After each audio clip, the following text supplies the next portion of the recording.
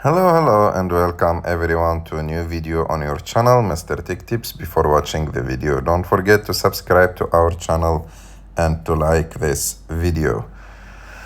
In today's video, I will show you how to make your TikTok account public. To do this, you just need to go open your TikTok account. After that, go and click on the three lines on the top right of the screen. And after that, click on Settings and Privacy and go directly to the second option, which is Privacy. And as you can see, the first option is Private Account. If you find it activated, for me now it's deactivated or disabled because my account is public. So if you find it activated, you just need to click on it. And it should look like this. So this circle should be on the left part of the icon, not on the right part.